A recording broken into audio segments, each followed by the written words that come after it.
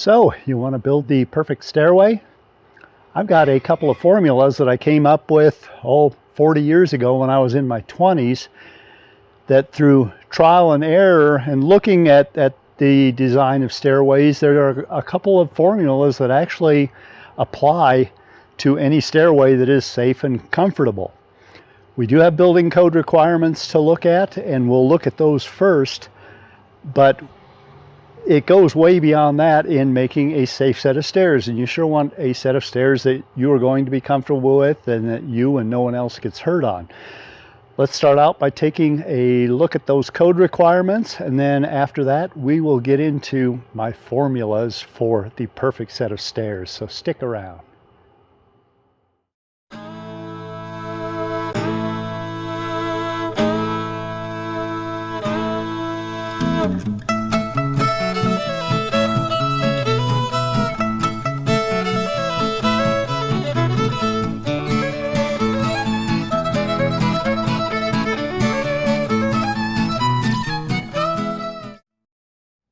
Okay, here we go. First of all, these code requirements are based on the 2018 International Residential Code. We are going to start out with this slide on the distance between landings. And in my case, this won't apply. It really hasn't got anything to do with what I'm building, but if you have a vertical distance or a vertical height of more than 12 foot 7 inches, you need to have a landing in between, and you'll have to make room for that.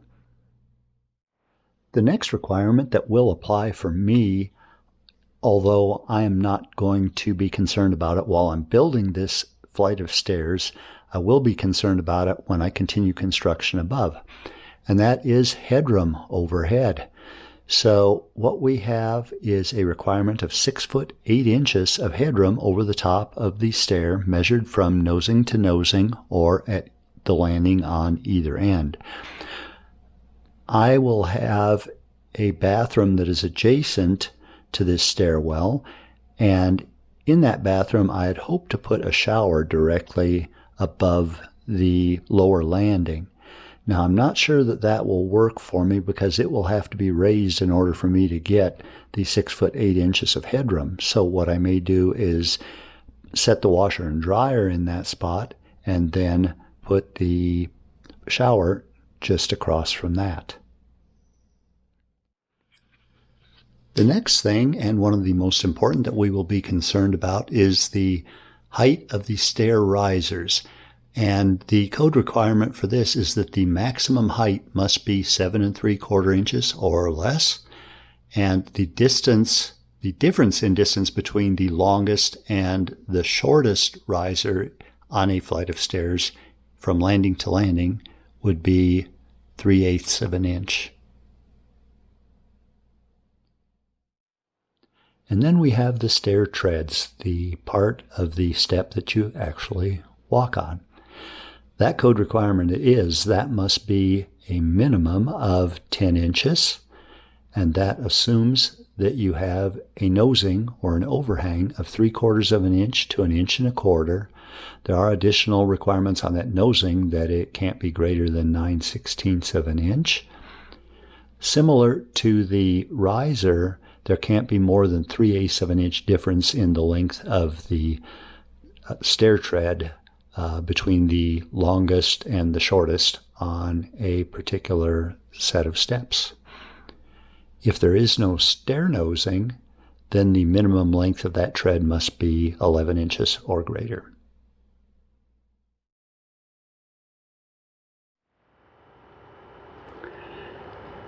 Let's get into that perfect formula.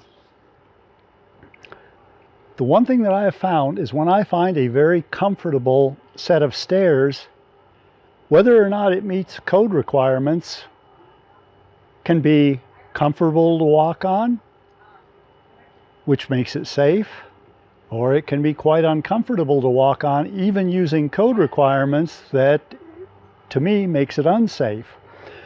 The two formulas that I have found is that when the rise plus the run, and we'll talk about that in a minute, equals between 17 and 18, you're going to be in a comfort zone. When the rise times the run equals between 70 and 80, you're going to be in the comfort zone.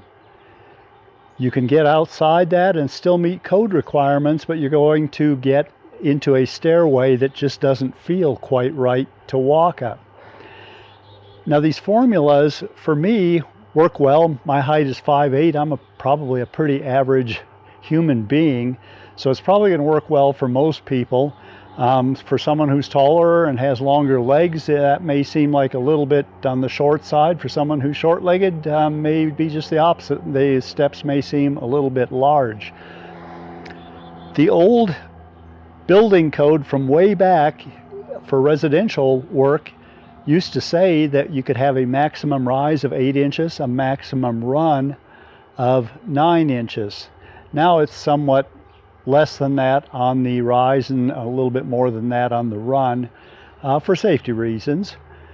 But again, you can be within the current code requirements and still have something that's a little bit uncomfortable to walk on. So we are going to use the parameters that I have here for the stairway that I need to build,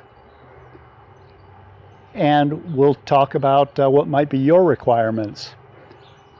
The number one consideration is going to be the total rise, how much you have to go from one floor level to another floor level, or I'll say landing level to landing level. For me, that number is 79.5 inches. To me, the perfect set of stairs from way back when has had about a 7.5 inch rise and about a 10 inch run, which is within today's building code requirements. So what I try to reach for is that 7.5 inch height in rise. So if we have 79.5 inches divided by 7.5, we come up with 10.6. Rounded it up means that we will have 11 risers total on this. For the run, the total run from the horizontal distance from the base of the stairs to the top of the stairs, we will have one less tread than we do riser, because the top landing essentially is one of our treads. I guess before we go on, I should say that the tread is the part that you walk on. The riser is the difference in height between the stairs. That can either be filled or it can be open, and if it's open to meet code requirements, nothing's greater, or nothing, it can't be greater than what a 4-inch ball would be able to roll through. I'm going to have closed risers. They are effectively a lot stronger, keep the stair a lot more stable and such. So we have 11 risers, we'll have 10 treads, and my overall length that I have from horizontal distance from landing to landing is 101.5 inches. That divided by 10 equals 10.15, or about 10 1/8 inches. So my total, using 11 risers, my total rise is going to be about, on each step will be about 7 1/4 inches. My run is going to be 10 1/8, probably 10 1/4 inches. And that is well within building codes, and when you do my multiplication and addition trick, you'll find that it's right in the middle of that comfort zone for the size of step. So we'll get started here with layout using a rise of 7 1/4 inches and a run of 10 1/4 inches. And that will give me just over a total of 101.5 inches. And I've got a little bit of latitude in length. I don't have any latitude, of course, in height. I've got to live with that. But I can move it back a little bit or forward a little bit and make it work. So for simplicity's sake, we're going to say 10 1/4 inch run with a 7 1/4 inch rise. Now what the tread and riser attaches to is called the stringer. And the stringer is the part that actually holds the stairway up. And for me, I will end up having walls on both sides of the stairway. Stairwells can be open, but you need to have something to be able to attach a handrail to. 41 and 9/16 that I have would be the distance from, that would include both stringers and the width of the step. So I got 41 and 9/16 in total to work to. Now when we do our stair layout, we don't want the nosing of the step to come all the way to the edge, so we're going to stay back about an inch from the edge of the stringer. So we'll start out making a line that is at that 1 inch.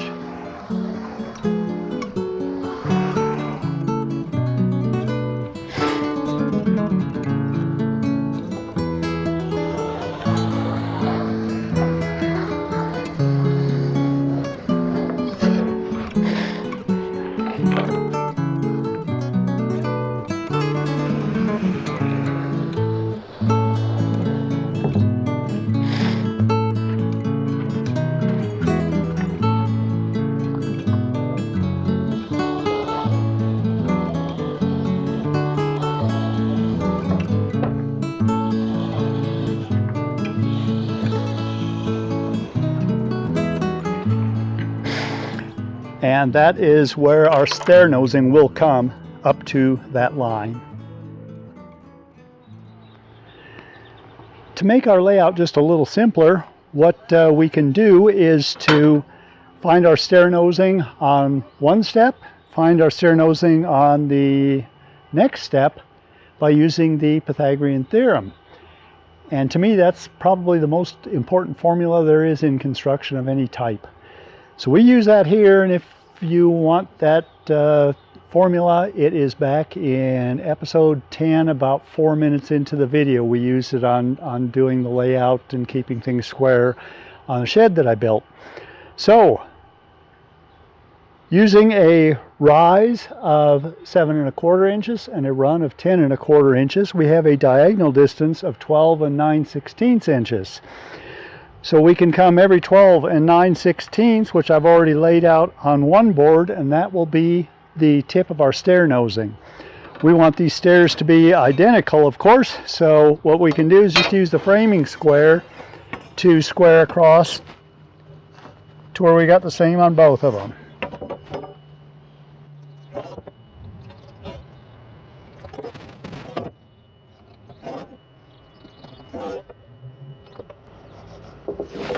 And then from here, it's just a matter of laying out our angles. When we go to attaching the treads to these stringers,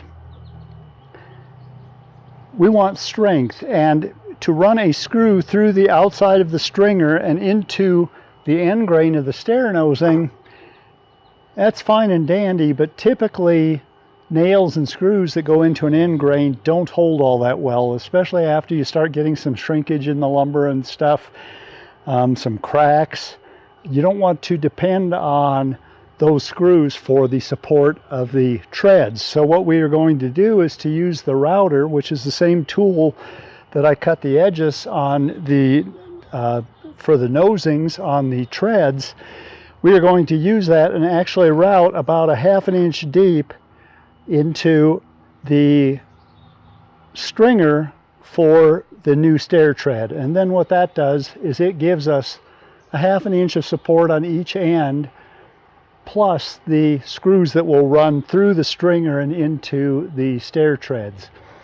And once we have walls on both sides of the stairway, there is no way that that'll move. We'll have good vertical support, and the walls will keep the stair from being able to move anywhere. So now it's just a simple matter of laying out the angles for these steps.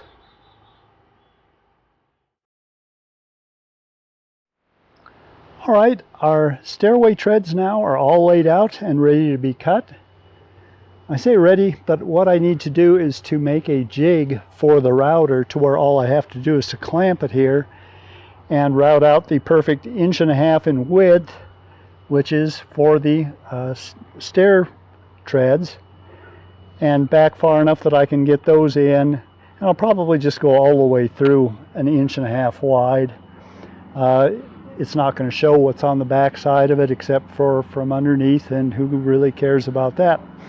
So we'll get that done. Back to my formulas, the rise plus the run equaling between 17 and 18, and the rise times the run being between 70 and 80. It's not going to work out perfectly that everyone is going to have a 7 1/4 or a 7 1/2 or 7 3/4 inch stair rise. Your landings will determine what you have for horizontal distance, and your vertical distance is going to be dictated too. Well, that may mean a step as low as maybe 6 inches. At least that's what the formula works well for, is a rise of between 6 and 8 inches. If you get below 6 inches, that formula doesn't really work that well anymore, but if you get to a rise of less than 6 inches, chances are that the stairway isn't going to feel right or be comfortable to climb and go down. It's pretty easy if you've got at least 4 or 5 steps that you can figure out to make your working height be somewhere between 7 3/4, and the 6 inch that I said is probably about a minimum that formula works well for. So good luck with your stair layout. I'll be back probably tomorrow morning after I get a jig made, and waiting for some cool weather then to continue putting this stairway together and building it. I've got a template build for routing out these stair treads. I'm routing about a 1/2 inch deep so that we're not depending just on the holding ability of the screws coming into the end grain of our treads. And I think what I came up with works pretty well. I'll try not to have my back to you an awful lot here, but I got to be moving around here. I'll try to explain to you what I'm doing. First, we'll take a look at what that looks like when there's a tread in it.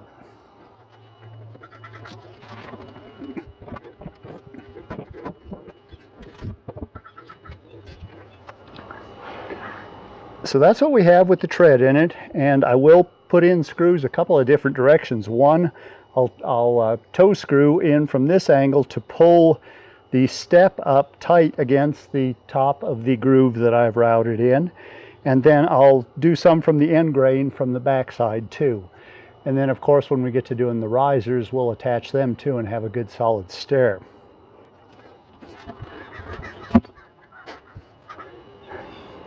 So how I go about this is we have our layout where our stair nosings are and the top of our tread. So I lay this template down at the tip of the stair nosing and along our tread, and I'll clamp that in place temporarily just to hold it. And then this is the actual router template that I use, and what we do here is bring it up tight to this first template and then match our lines here, which will give us the end of the stair tread. And once that's done, we can clamp and screw that into place.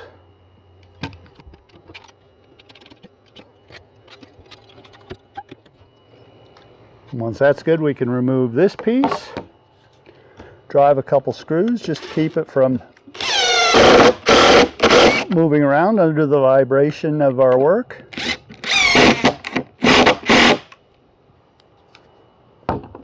I'll leave this clamp in place. I'll remove this one so that I've got a little working room. So we are ready to route this stair tread using that template. I'll go ahead and move the camera back to where I was, and maybe we'll do one tread here and then go into faster mode for the rest of them. All right, let's kick up some sawdust.